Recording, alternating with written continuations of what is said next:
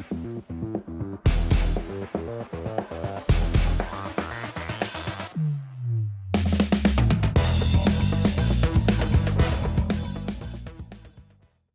everyone, welcome back to the channel. Thanks for tuning in for another episode. Guys, I'm looking out my window right now and we've got a major storm, it sounds like, coming through. It just is constant rumbling in the background. The lights have flickered a couple of times. So that has me thinking about today's topic, which is fishing in the rain. You know, something that I think a lot of people shy away from is fishing in the rain. They feel like the fish don't bite, but the reality is the fish still feed just fine in the rain. I think there are times when, yeah, the bite may slow down a little bit, especially when you have a bigger front like this moving through with a bunch of thunder and lightning. I do think that makes the fish kind of bear down a little bit. But the reality here is, guys, honestly, if there's a bunch of lightning, you probably shouldn't be out fishing. It would be better to take cover than to risk getting zapped by a bolt of lightning. At least that's my opinion. I don't think any fish is worth taking the chance. And I've had a couple of close calls on the water. You know, when you're picking your rod tip up and you hear it buzzing, or your line starts floating up in the air because of the electricity in the air. In those instances, I've always gotten off the water, and within a short amount of time, there were a couple of like direct lightning bolts that hit right in the area I was at. So I personally don't want to take the risk. I don't think you guys should take the risk either. But having said that, if it is just raining, there is a lot of good fishing that can be had. And honestly, you usually have the lake completely to yourself because most people don't want to fish in the rain. So that's what I want to talk about today are, you know, some tips to help you catch more fish in the rain, because I don't think you can necessarily just keep doing what you were doing. I think there's specific ways you want to fish to really increase the amount of fish catches that you have during the rains. Because if you're going to be out there getting wet, you might as well have a good day of fishing, like that flicker. You might as well have a good day of fishing in the rain and enjoy yourself. So I've got a bunch of tips that will make you more productive on the water. Before I get into that, though, I do want to remind you that if you're looking for more content from me, check out my membership. I've got a couple of additional videos that come out on a monthly basis, and I've got monthly live streams that I do where you can ask your questions directly to me.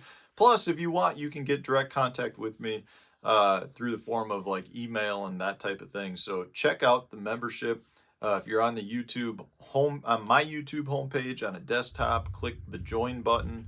You can find out all the info you want there. If you're using a mobile device, you have to be using the YouTube app, and then go to my YouTube homepage and click the membership tab, and you'll get all the information there. Also, if you're looking for a little help on your local lakes, check out the lake breakdowns that I'm doing with fishthemoment.com.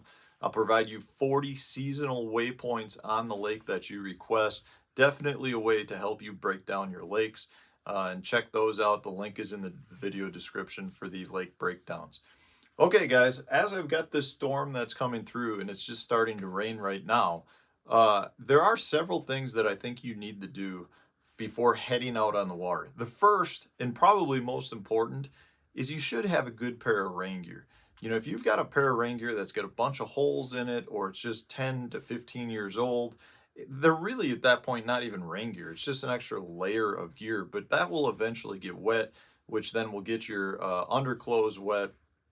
And from that standpoint, you could have a miserable day on the water. If you have a good pair of rain gear that will keep you dry, you'll be much more comfortable on the water. You know, I personally use my striker gear, absolutely love it. You can get different suits.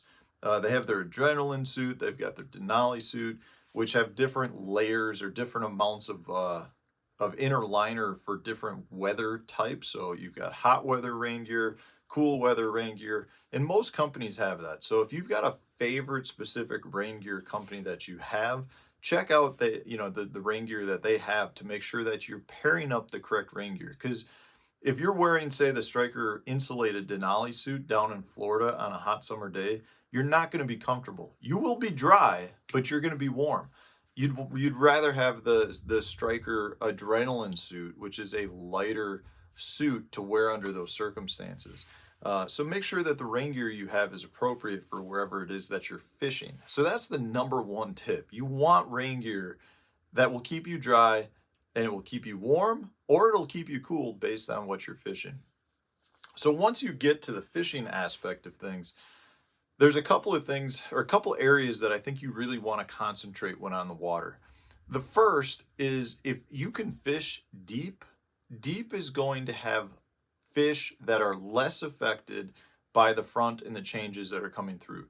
You know, if you're fishing, say, in 20 foot of water, those fish are already under a pressure that's not going to be as affected by the pressure change that's going through above them in the air nearly as much.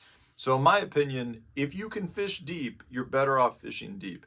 And maybe you're on a lake that the fish are all in, 0 to 8 feet of water. You're still probably better fishing in that 8 foot versus fishing right on the bank in that 1 or 2 feet of water. The deeper the fish are, the less affected they're going to be. And those fish are going to be easier to catch because they're not going to change as much with the front that's going through. The second thing that you want to do in terms of finding areas where the fish are going to be less affected by the rain is to see if you can find current. So if you have the choice of fishing maybe a natural lake versus a river, the river fish are going to be less affected. And they actually could turn on even better depending on how much rain you've had. Meaning if the current flow picks up because of the rain that you've had, the day you're out on the water or from, the day before you were out on the water, those fish will set up better and probably bite better. So you're better off trying to choose going to a fishery where you can fish current. Maybe you're fishing on a Tennessee Valley Authority lake, the Kentucky Lake, Pickwick, that type of thing, where there's going to be more current generation because of the rain. If you can fish deeper ledge fish, those fish are probably going to bite pretty good because you've got more current coming through the system and they're still relatively deep. And therefore, that's like the ideal situation you can be in. So if you have the choice of going to lakes, if you can fish current or you can fish deep or currented and deep at the same time, that's going to be your best situation to be in. From a baits perspective, I do think you're better off using moving baits to try to create a reaction strike if you are going to be fishing still shallow, meaning your spinner baits and like topwater baits are my two go-to baits when it comes to fishing in the rain.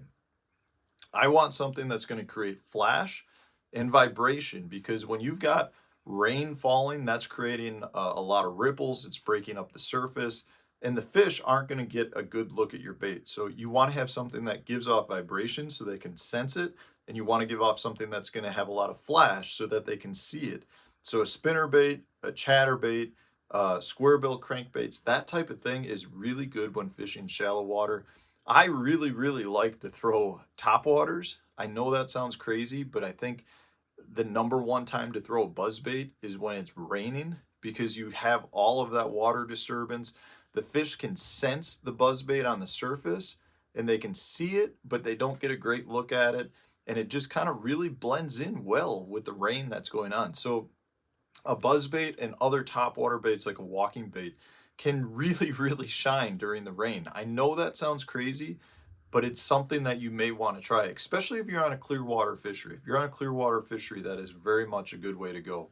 When it goes to fishing deeper, at that point, it's really up to you. You still have the option of throwing your reaction baits like a deep crankbait or maybe a hair jig, but you've also can throw your finesse baits like your drop shots or dragging a worm or a football head jig because the fish are going to be set up on a specific spot. They're not really going to change much based on the rain in the front that's coming through. They may go from being on top of the hump to maybe on sides of the hump, but they're not going to move that far. Versus the shallow fish, which in my opinion will just shut down completely more and potentially move out of an area into some deeper water.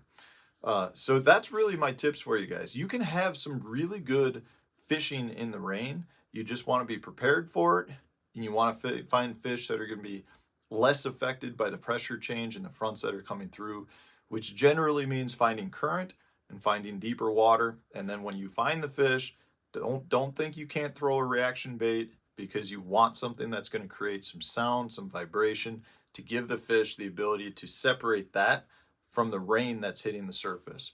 If you can do that, you can have some really good fishing, and you can make fishing in the rain worthwhile. So thanks for watching, guys. If this was helpful, hit that like button, subscribe to the channel if you haven't done so already. Stay tuned, another video coming out tomorrow.